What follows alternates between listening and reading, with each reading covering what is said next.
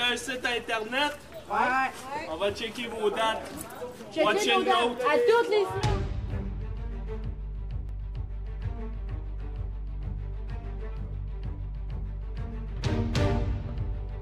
Alright, bienvenue à l'édition du 13 octobre 2021 de À travers la table, autre édition de milieu de semaine que cette fois-ci, je vous le garantis, ça ne durera pas une demi-heure.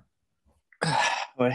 On n'a pas de draft à parler, on n'a pas 50 lutteurs à passer au travers de cette table-là. Non. Mais On avant avait de passer... on a fait une craque, on a fait une craque dedans déjà. Exactement. Avant de passer au travers de la table, par exemple, il y a une affaire qu'on va passer. C'est nos commanditaires. Le premier commanditaire, TJ, ton préféré? Gourou, la boisson organique biologique québécoise de 99 en vente partout, ce qui vend de la boisson. N'oubliez pas, le matcha, il est super bon. Oui, c'était un bon matcha, un bon verre forêt. Oui, en effet, oui, vert forêt. Et sans oublier notre autre commanditaire, Table Rustique, pour si vous avez le goût d'avoir des bons meubles, là, travailler à la main d'une compagnie québécoise, ils font des meubles, des tables de chevet, name it, là, ils font tout. Il faut aller voir ça sur tablerustique.ca, puis aussi sur Facebook, Instagram. Les réponses, c'est très rapide, puis ils ont des très bons prix, donc des prix compétitifs. Allez voir ça à travers la table. C'est tout ce qu'on peut souhaiter, que ce soit compétitif. Hein? Ben oui, c'est compétitif, puis il s'associe avec le podcast le plus compétitif au Québec. Ah, une poignée de main. On aurait dû un Master Lock, la façon que tu l'as fait. Ouais. Je peux en faire un si tu veux. OK. Tu le feras. Ils vont à côté de moi. OK. Mais sinon, vous pouvez suivre à travers la table sur YouTube uniquement, mais les autres rendez-vous du samedi, là, c'est le dimanche, c'est ici, mais ça devient le samedi. Oui, vas-y, quoi, qu'est-ce qu'il y a? Je peux te le dire? Ah, vas-y. Ben, c'est sur YouTube, Apple Podcast, Balado Québec et Spotify, et aussi sur les réseaux sociaux, évidemment. Les trois plus gros, Facebook, Instagram et Twitter. Yes! Puis je vais vous lancer, avant de vous lancer l'invitation, allez voir le dernier sur YouTube et toutes les autres plateformes que TJ vient de nommer. L'excellente biographie de Bobby Heenan qu'on apprend, de Brain. On apprend vraiment beaucoup sur Bobby Heenan. Super intéressant. Puis, non, pour vrai, je pense que c'est un must pour... surtout si vous êtes un amateur de lutte depuis des années, depuis la Golden Era, je pense que c'est un must d'aller voir ça. Ouais. Puis avant d'y aller avec notre sujet d'aujourd'hui, dernier rendez-vous, la semaine prochaine, samedi, on a Buried Alive 96 sur toutes nos plateformes. Cette semaine. Cette semaine, oui, c'est ça. Ben, samedi prochain, oui, c'est cette semaine quand même. Mais je vous lance l'invitation pour vendredi soir pour notre chaîne Twitch. Entre deux chaises de métal, on va faire des fois on va jouer à des jeux de lutte, des vieux jeux de lutte. On va essayer de passer des vieux jeux de lutte puis des reviews de jeux de lutte. Mais cette semaine, c'est notre spécial sur la NWE, New Wrestling Era, qui était notre fédération d'antan, notre différente fédération, TJ, moi et Dr. Mike Dave qui était dedans et plusieurs autres bons talents. Donc, on va rire ensemble puis ça va être bien le fun. Mais, j'arrête de parler après. Le sujet d'aujourd'hui, le jeu interactif de Netflix avec The Undertaker, puis le New Day. Oui. Escape The Undertaker. Oui.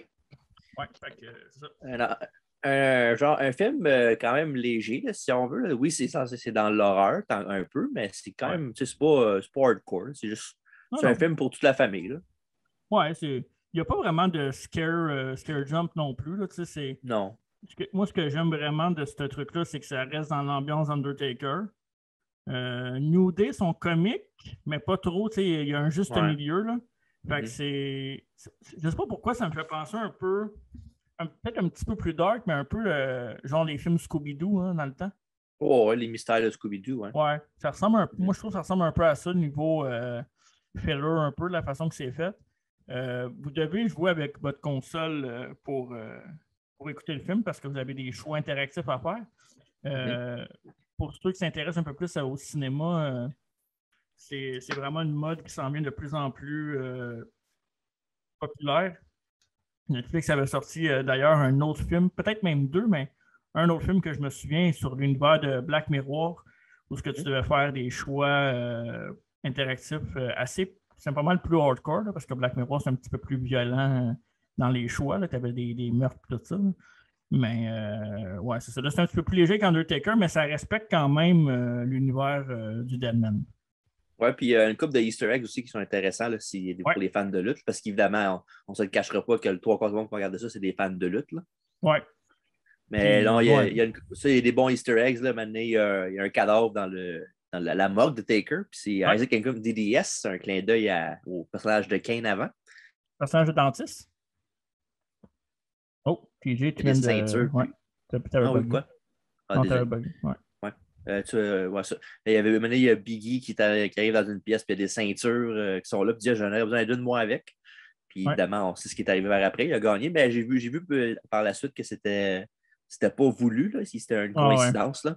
Mais c'est quand même le fun. Puis aussi, il y a dans une des paires de Kofi. En fait, ils ont montré beaucoup de footage dans le temps qui voulait avoir un combat de championnat pour la WWE title. Puis, la Kofi Mania.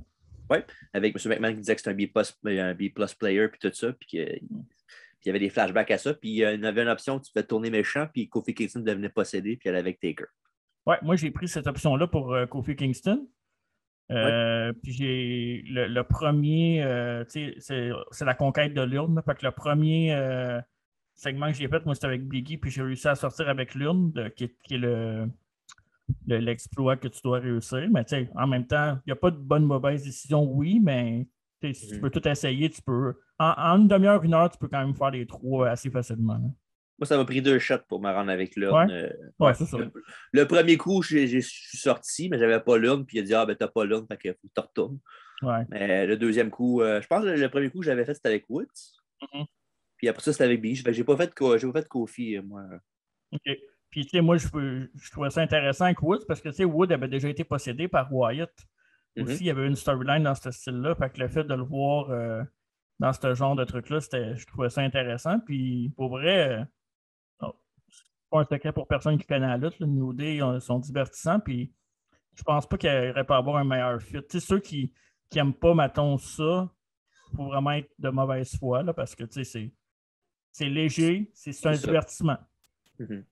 Fait que, c'est fait pour boucher une demi-heure, 45 minutes de ton temps quand tu ne sais pas quoi regarder.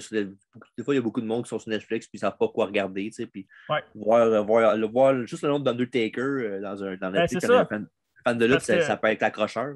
Il y a bien du monde, quand on a fait la bio d'Undertaker, moi je l'avais reposté sur mon Facebook personnel à moi, puis il y a bien du monde qui savent c'est qui Undertaker au même fait que le monde sache c'est qui Hulk Hogan sans écouter la lutte.